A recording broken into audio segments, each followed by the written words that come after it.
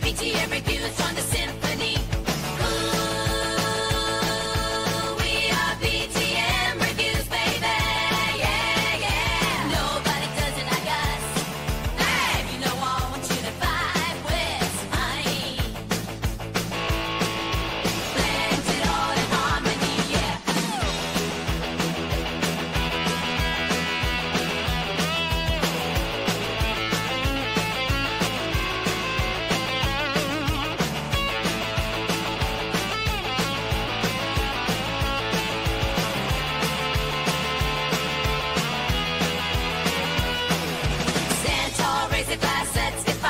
Together we'll make the spirits high. Leave the naysayers in the dust, child. Join the rhythm, sing and get wild. Ooh, we are BTM Reviews, baby. Nobody does it like us. Hey, you know we're watching the sky vibe with honey. Blend it all in harmony, yeah. Hello everybody. I'm starting a new channel and we're going to be talking about whiskey, bourbon, toys, media. Just want to give a quick short to let everybody know what to expect to talk about, plus much more. Hello everybody. I'm starting a new channel and we're going to be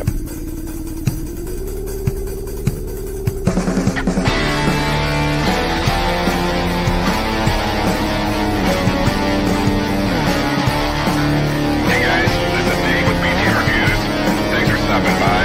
Tonight we're going to talk about some things we don't like, but we're going to talk about more things we do like. So please come in, leave the bullshit behind, and let's have a good time. Hey guys, this is Dave from BTM Reviews. Thanks for stopping by.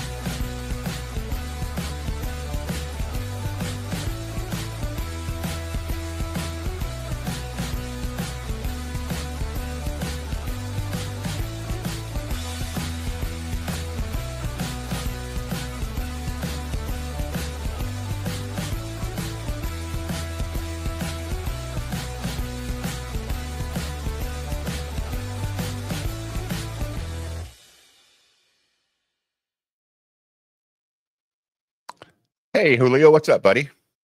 Not much. What's up, Dave? Not too much. I went back and turned down some volume on some of these intros because Yeah, they are kind of loud. I'm like, holy shit, Julio ain't lying. I noticed the girl band one that usually blows my ears out. It was better. It was better, right? You didn't have to run from your headphones. So how you doing, buddy? I'm doing great. Had a chill day. Had a nice surprise today, Dave. So this girl I dated in high school. Okay. And then I got married to my first wife. My first wife and I broke up. So I kind of dated the high school girl again for a little bit. Uh-huh. I got married again. I haven't talked to this girl in 15 years. And out of nowhere, she called me and texted me today. So we're going to go hang out. So it's fun. I can't get that, and I would play the shit out of that stuff in my intros. Maybe I'll make a Rumble intro with copyright music. That'd be great. But I would love to be able to play real music in my intros. I know why Ethan does it because he don't care about copyright strikes, but I don't know how they don't take his streams down sometimes in the middle of the stream. I mean, I've been taken down many times and I don't have nearly the people watching. Maybe that's why. I don't know. So you had a nice surprise with this girl today. Did she want to go out on a date again or what? No, I think we're just going to get together and catch up on old times. But it's nice when somebody from that far back out of nowhere reaches out. So it was a nice surprise. Is she local? That's close, like an hour. That's away, local enough. Yeah. Yeah. Well, good for you, man. Why not? Things are going your way in 2025 already, dude. They are. I'm on a roll. Your kids hooked you up with that cool ass pullover. That's awesome. Yeah. Yeah, man. I got back into my working out today finally. I was like, Jesus Christ. Too long. Haven't been doing it. So I got back into it and I got to just stick with it again. Sometimes you're like, what does it matter? But it matters a lot because I feel like shit when I don't. Even though you're sore, from working out and shit, your joints hurt and shit, but it's a different pain than just sitting around on your ass all day pain. You know what I mean? Well, like if you just started back up today, tomorrow you're going to be miserable. That's my experience with getting back into working out after the first day. The second day you wake up and you're like, oh fuck. Yeah. What did I do? Yeah. Well, we'll see. Maybe these movies will get my adrenaline flowing. It'll heal me. I'm excited about these two though. Death Race 2000. Haven't seen that one in forever, and I can't recall ever seeing The Last Dragon. I have no idea. Heard of it? Is it Bruce Lee? I don't even know. I know Mark was all about that one. No, it's looks like black guys doing karate. So, well, I know Death Race 2000 was based on a 1956 sci-fi story that they bought the rights to. Well, we're gonna get into it pretty quick. I got this this guy with his facts about Death Race 2000. All right, the normal guy. Yeah, our normal guy. We'll watch this, get some more people, and then we'll do the changeover over to the Rumbles. I'll put the Rumble link in the chat. Death Race 2000. Roger Corman produced drive-in movie from 1975, where in a dystopian future, a major racing event takes place, where the drivers must drive across country and earn points by running over and killing members of the public. Among the drivers is a young pre-Rocky Sylvester Stallone, as a hilarious brute called Machine Gun Joe, and Frankenstein, played by David Carradine, a masked figure who is the most celebrated driver in the race. I haven't seen her in 15 years. I don't know. The best Maybe. driver. I'm fat now, so that'll work out. Who's not all that he seems to be. One who walks a fine line between Scorpio, you weren't man enjoying and listening legend. to One But Gun? all that aside, this movie is absolutely nuts. Yeah, it's a movie about a gladiator-style race where you have to earn points by running over members of the public. That's the least of the crazy. This film is so insane. There's a scene where a hospital literally wheels out elderly patients onto the road so they could be run over and gotten rid of. Heavens, Tourette's. This film is mental, and I love it. And in addition to that, It features one of my favorite Sylvester Stallone quotes from a movie. You know, Myra, some people might think you're cute, but me, I think you're one very large baked potato. What? I don't know why that cracks me up so much, but it just does. So it's time to buckle up and listen to a young Sylvester Stallone say, "Hey, I'm the best driver," as we look into 10 things that you didn't know about Death Race 2000. So let's check it out.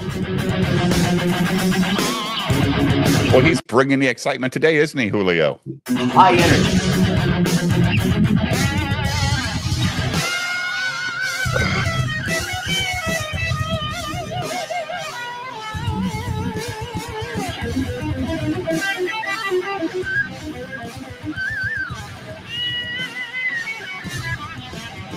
Hey, Mordred Kane, does that music work for you? His music? You like his music? Or Bipto? Well, whoever bitches about the music every day. Yep, I'm wearing my naked shirt tonight.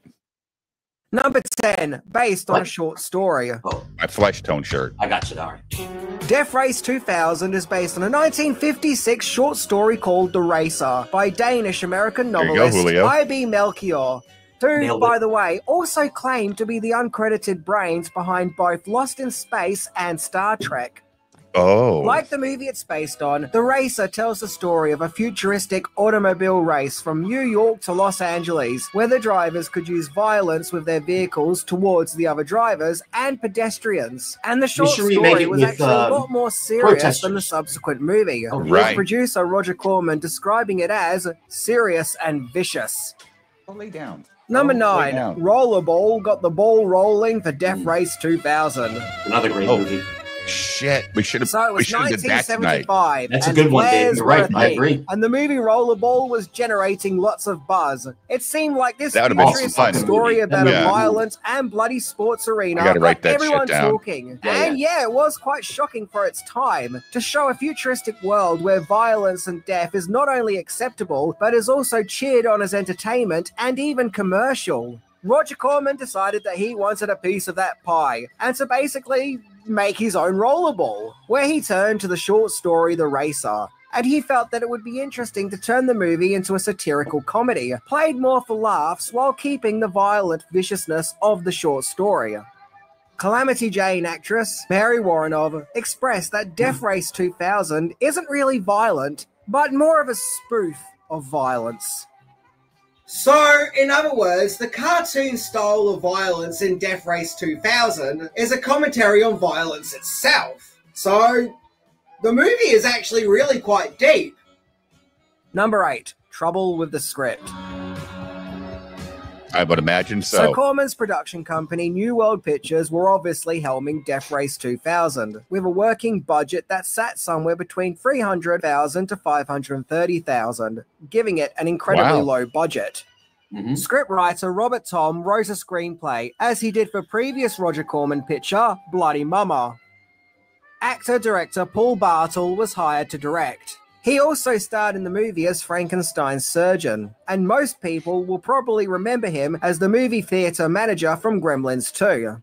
However, he didn't like the script and found it to be unfilmable. So Charles B. Griffith, who Corman had previously worked with on A Bucket of Blood and the original Little Shop of Horrors, was brought in to make rewrites. However, there were apparently still tensions over the script during the movie's shoot. It sounds like director Bartle and producer Minty's, Corman were at he's odds growing with on each me, other, Julio. particularly as far as the comedy that? goes. Minty, Yes, the guy we're Corman watching. wanted it to be satire Yeah, and camp, he's- but Bartle he's felt fine. that Corman actually took a lot of the humor out. So Lots it of good sounds little like trivia. originally it was going to Yeah. be more of a Good balls to precursor the to watch wall the comedy movie. caper, you know, an all-out comedy, much in the same vein as Cannonball Run and Smokey and the Bandit, only with more blood and guts and carnage. And on a side note, director Paul Bartle's real-life sister would also star in Death Race as the fangirl of Frankenstein who sacrifices herself for him to run over. Yeah, remember I said the movie was weird? The only problem is he does Number spoil 7, some stuff the if you race haven't cars seen it. were pre-owned Volkswagens. Yeah, right. But whatever. It's- I mean, Yeah, like One it's major saying a lot of aspect shit. of the movie was the cars themselves. Now, the production needed to make futuristic cars that looked the business, but didn't exactly have a lot of money to play with. So Roger Corman himself bought used Volkswagens and then went to a custom car builder to build new bodies for the cars, which would actually be cost effective. So that's how we got the cars that you see in the movie. They're Basically Volkswagens. rebuilt Yeah. pre-owned Volkswagens, repurposed to look like futuristic race cars. Corman also expressed the importance of each car having its own theme to go with the Those damn drivers. Germans. For example, the cowboy western Right. car, the gangster car, the fascist car, and Frankenstein's green dragon car? Sure. And That'd it be a is fun thought by job. many that out of all the cars, right. the one that Turning stood out those the most Volkswagens and into was these used the most in promotional stills for the movie was the western-themed car that was designed to look like a bull. And Frankenstein's dragon car proved to be quite the headache for the production, as the teeth on the front of the car kept falling off and had to constantly be glued back on. it's a Frog Tony For the car. most part, the actors themselves actually drove the cars for filming. No stunt doubles. I can't help but feel like if this wasn't an independently made movie and was a big mainstream movie, most of those scenes probably would have been filmed with stunt drivers. Number 6, casting possibilities. So when it came to the movie's main lead, the mask-wearing Frankenstein, the original choice for the part was Peter Fonda, but he found the script to be too ridiculous. David Carradine was cast in the part as he was a big TV star at the time, thanks to the TV show Kung Fu. And in order Yeah, I to was gonna get say, him, he's the he was paid Kung Fu guy. 10% of the movie's box office earnings. Whoa. Sylvester Nice. Stallone got the part of Machine Gun Joe because director Paul Bartle liked his performance in the movie The Lords of Flatbush. And as Wikipedia points out, Death Race 2000 came out just 1 year before Stallone really made it big with Rocky. Oh, So shit, I in thought Death it was an Race, he actor. was literally a huge star in the making. In fact, some parts of the world would feature Stallone as the main character on the movie's poster. Interestingly, though, Roger Corman didn't think that Stallone could ever be a leading man because he felt that he was just too good at playing a heavy. Well, he sure got proven wrong, didn't he? And of course, Death Race 2000 also features John Kreese actor Martin Kove as Nero the Hero. And supposedly somewhere in the movie, director John Landis stars as a mechanic. Number 5, tensions on set. Really? Death Race 2000 was shot around Southern California, and apparently this movie wasn't an easy shoot. First, there was the as-mentioned creative differences between director Paul Bartle and producer Roger Corman, as well as the fact that filming had to be delayed while the production had to wait for David Carradine to finish filming Kung Fu, in which, when the shoot would start, the production then had to deal with bad weather. And there was just a lot of pressure in general taking place among the cast and crew, with the movie itself being its own race to the finish line. Things kind of reached boiling point when David Carradine and director Paul Bartle's working relationship had soured. So much so, Bartle even considered firing Carradine and replacing him with Lee Majors. Thankfully, Bartle and Carradine were able to patch up their differences and continue working. Number 4, video game and comic book. Oh. So in 1976, 1 year after Video the release game. of the movie, there was an arcade game that was kind of considered, I guess you Really? could say, an unofficial video game, not fully licensed or endorsed with the Death Race 2000 movie. And wow, just look at that arcade cabinet. That's epic. In the game, you're a car sprite racing to run over human sprites Oh my in order to God. get points. So yeah, it's totally based on the movie. The game Yeah. was successful, with it becoming Amazing. the 7th highest grossing arcade game of 1977. Holy shit. But it also brought with it a ton of controversy due to its violent nature. Yeah, this was a long time before the day and age of Grand Theft Auto. In The violent nature of squares running over different shaped squares. I don't remember that, and I was an arcade nerd back when I was. Yeah, I don't ever remember seeing that cabinet at all. 1995, 20 years after the movie's release, Roger Corman started a string of Death Race comics by his comic book brand, Roger Corman's Cosmic Comics. Yeah, apparently Corman had a comic book label too. The comic was called Death Race 2020 and was a sequel to Death Race 2000, which focuses on the character Frankenstein returning to the violent and sadistic world of Death Race, which also featured Elvis? Sadly, if you were a fan of this comic back in the day, it stopped publication after 8 issues, with the story never being resolved. Nope, to this day, it never came to a conclusion. Number 3, alternative possible ending. So, yet again, there was something of a creative conflict with how to end Death Race 2000. Now, Corman was all for having Frankenstein kill the president, who throughout the movie was seen as an evil, sinister figure who championed the race. However, in the movie's last scene, we see Frankenstein kill the reporter that we've been following throughout the movie by simply running him down, with no real rhyme or reason other than he's annoying. Although director Bartel liked this ending, Corman was against it, as he felt that this last act of cruelty would compromise Frankenstein's hero image. Corman suggested having the reporter shot by FBI agents, with Frankenstein making some kind of funny joke or quip about the issue. But ultimately, when it came to filming, Bartel shot his preferred version of having Frankenstein mow the reporter down. That's all there was to it. That's what he filmed, and that's what we got. It seems like they just wanted one final sadistic gag to end the movie with, but just couldn't figure out how to do it. Yes, the ending we got does make Frankenstein seem less heroic, but look, the whole thing is a comic book and a comedy. We're not really meant to take it seriously. We're just meant to accept that this is the movie's universe and this is just the way things are. Number 2, a race to the box office returns.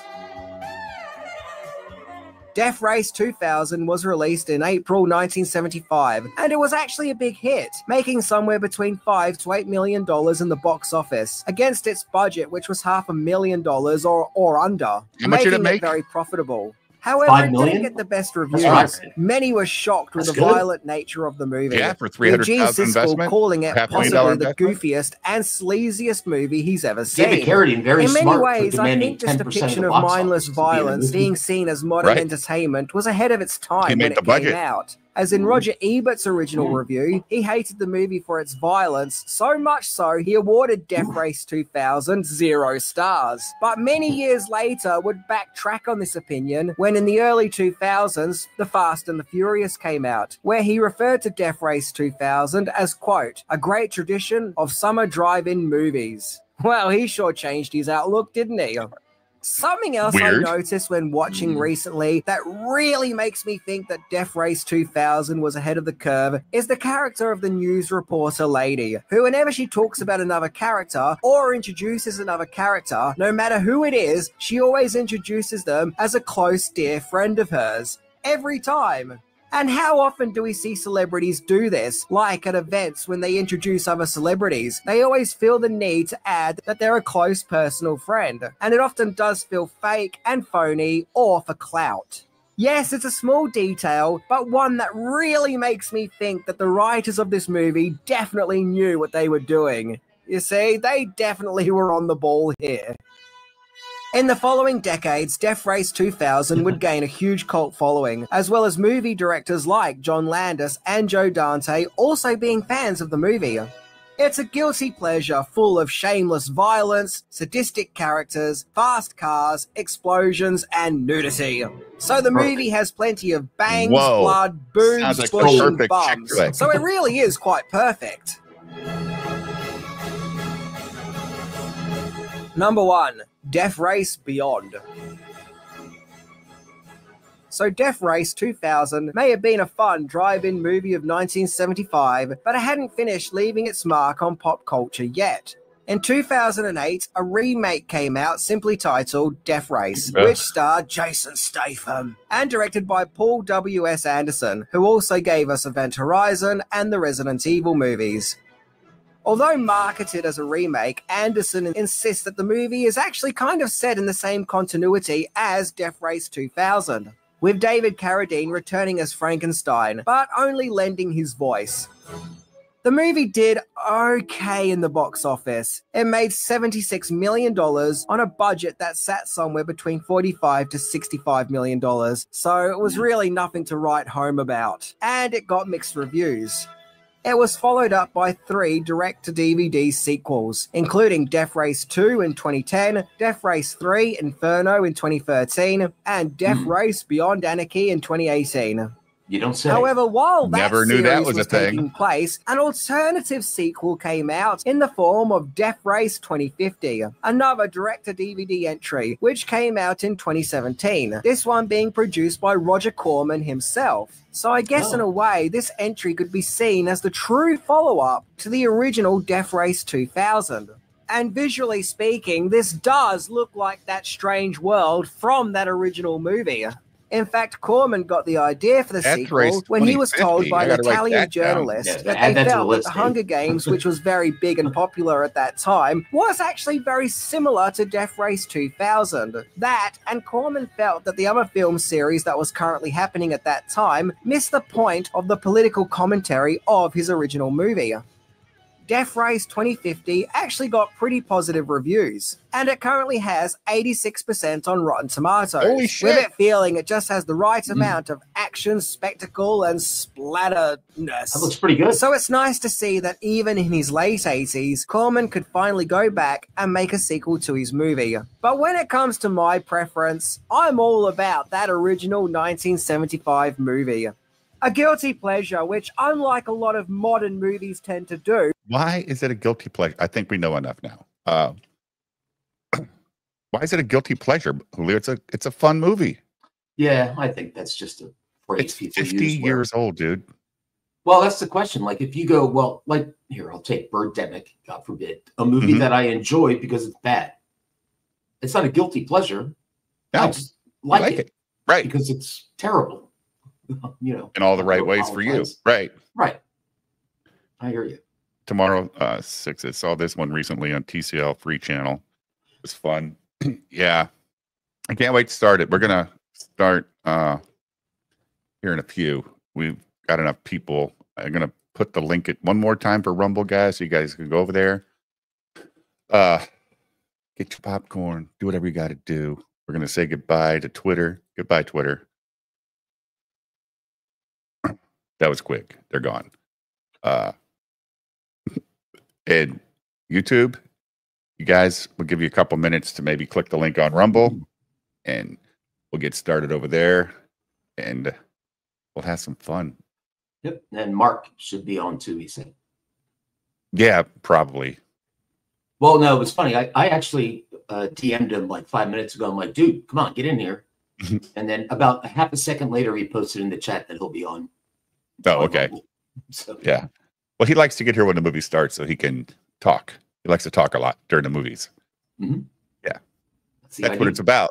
So we're just having fun. All right. Say goodbye to YouTube. Good night, YouTube. See you later.